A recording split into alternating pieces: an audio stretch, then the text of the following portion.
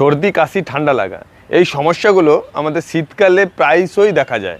এই সমস্যাগুলো দূর করার জন্য আমরা বিশেষ করে আজকে খাবার দাবারের কথা বলেছি। খাবার দাবার অর্থাৎ কি খাবার খেলে আমরা এই ঠান্ডা লাগা সর্দি কাশিকে আমরা প্রতিরোধ করতে পারবো। সঙ্গে আমরা কিছু পানীয়র কথা বলেছি, যদি আপনি সেগুলো পানও করতে পারেন তাহলে আপনার ঠান্ডা লাগা সর্দি কাশিকে আপনি দূরে করতে পারবেন। সঙ্গে আমি 3টে এক্সারসাইজ করে দেখাবো, খুব সহজ হবে।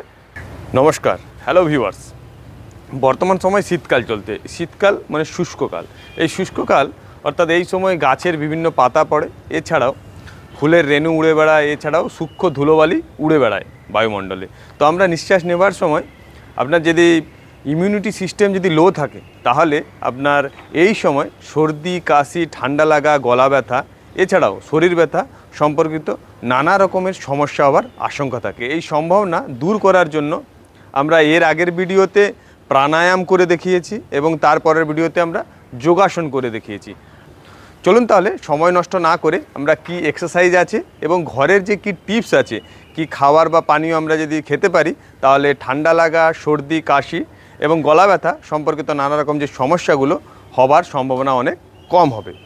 শীতকালে সর্দি কাশি ঠান্ডা লাগা গলা ব্যথা এই সমস্যাগুলো সম্ভাবনা দূর করার জন্য আমরা যে খাদ্য এবং পানীয়র কথা বলবো, প্রথমেই আমরা বলবো যদি আপনি সরিষা এবং কালো জিরার ব্যবহার করতে পারেন। আপনি আপনার খাদ্য তালিকায় সরষার তেলের ব্যবহার করুন। বিশেষ করে আলু ভর্তা, টমেটোর ভর্তা, বেগুন ভর্তায় আপনি সরষার তেলের ব্যবহার করুন। আপনি যদি সরষার তেলের ব্যবহার করতে পারেন তাহলে আপনার সর্দি বা কাশি সম্পর্কিত যে সমস্যাগুলো তা কম হতে সাহায্য করবে।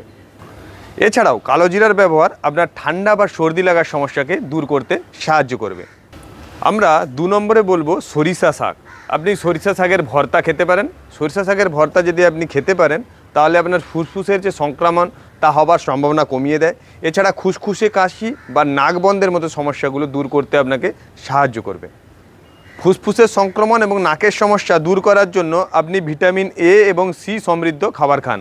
সেক্ষেত্রে আপনাকে মিষ্টি কুমড়োর বীজ এছাড়াও মিষ্টি আলুর তৈরি খাবার আপনাকে খেতে হবে। আপনি যদি এই খাবারগুলো খেতে পারেন তাহলে আপনার সর্দি কাশির সমস্যা নির্মূল হবে। কয়েকটা এক্সারসাইজ করে দেখাবো। প্রথম যে এক্সারসাইজ যদি আপনারা অভ্যাস করতে পারেন আপনার ঠান্ডা লাগা সর্দি কাশি এগুলো সহজে আসবে না। প্রথম এক্সারসাইজ, আপনি ঠিক এরকম 2 পায়ের উপরে দাঁড়াবেন এবং হাত দুটো ঠিক এইরকম থাকবে। এরপর আপনি যখন নিঃশ্বাস নেবেন তখন আপনাকে ছাতিটাকে খুলে এইরকম করতে হবে এবং নিঃশ্বাস ছাড়ার সময় আপনাকে আবার এইরকম অবস্থানে আসতে হবে। এবং ঠিক যখন নিঃশ্বাস আপনি নেবেন তখন ঠিক পায়ের পাতার উপরে আপনাকে উঠে যেতে হবে। নিঃশ্বাস ছাড়ার সঙ্গে সঙ্গে আপনি আবার ডাউন হয়ে যাবেন। ঠিক এইরকম দেখুন, আমি করে দেখাচ্ছি। আর একটা কথা, নিঃশ্বাস নেবার সময় নাক দিয়ে নিঃশ্বাস নেবেন এবং নিঃশ্বাস ছাড়ার সময় মুখ দিয়ে নিঃশ্বাস ছাড়বেন। দেখুন,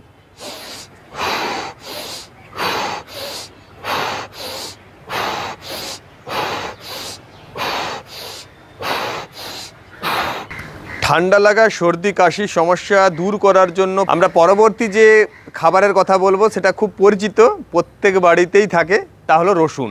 রসুন অ্যান্টিঅক্সিডেন্ট। আপনি এই রসুন যদি কাঁচা অবস্থায় যেমন গরম ভাতের সঙ্গে বা মুড়ির সঙ্গে খেতে পারেন, এছাড়াও বিভিন্ন যে বাড়ির যে খাবার তৈরি হয় সেই খাবারের সঙ্গে আপনি রসুনের কোয়া আপনি ব্যবহার করতে পারেন। আপনি যদি রসুন কাঁচা অবস্থায় বা তরকারির সঙ্গে খেতে পারেন তাহলে আপনার ঠান্ডা লাগা বিশেষ করে সর্দি কাশির যে সমস্যাগুলো তা কম করতে আপনাকে সাহায্য করবে রসুন। ঠান্ডা লাগা বা সর্দি কাশির জন্য পরবর্তী আমরা যার কথা বলবো তা হলো তুলসী পাতা।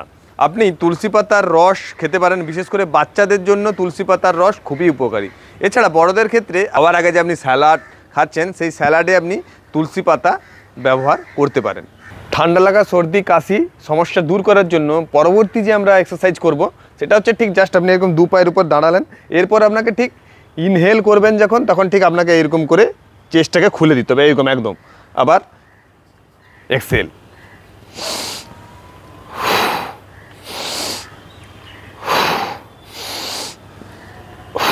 এইরকম জাস্ট করতে হবে। যখন আপনি নিঃশ্বাস নিচ্ছেন তখন ছাতি খুলবে এবং পা আপনার এরকম পিছনে আসবে, এইরকম।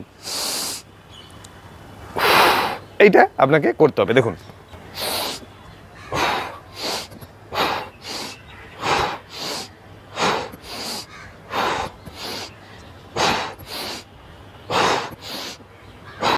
শীতকালে আমরা যেসব ফল দেখতে পাই তা ভিটামিন সি সমৃদ্ধ বা অ্যান্টিঅক্সিডেন্ট সমৃদ্ধ।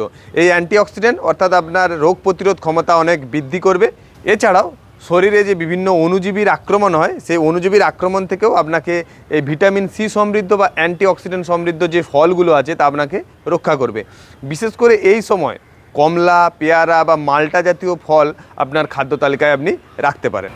শীতকালে ঠান্ডা লাগা, সর্দি, কাশি এইসব সমস্যাগুলো সহজে দূর করার জন্য আমরা পরবর্তী বা শেষ যে এক্সারসাইজ করে দেখাবো সেখানে আপনাকে জাস্ট এইরকম দাঁড়াতে হবে। জাস্ট এরকম আপনি দাঁড়ালেন দু পায়ের উপরে।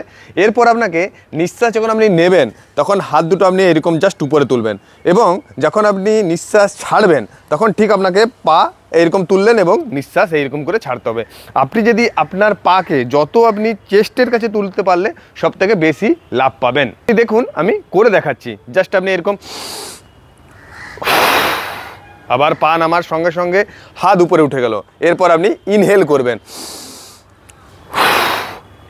এই প্রসেস আপনাকে করতে হবে। মাথায় রাখতে হবে আপনি নাক দিয়ে নিঃশ্বাস নেবেন এবং মুখ দিয়ে নিঃশ্বাস ছাড়বেন। মানে নাক দিয়ে ইনহেল করলেন এবং মুখ দিয়ে আপনি এক্সহেল করবেন। এইটা আপনার মাথায় ঢুকিয়ে নিতে হবে। চলুন আমি করে দেখাচ্ছি। জাস্ট এরকম দাঁড়ালেন এবং পা প্রথম ডান পা থেকে শুরু করবেন, এরপর বাঁ পা এরকম চলতে থাকবে। দেখুন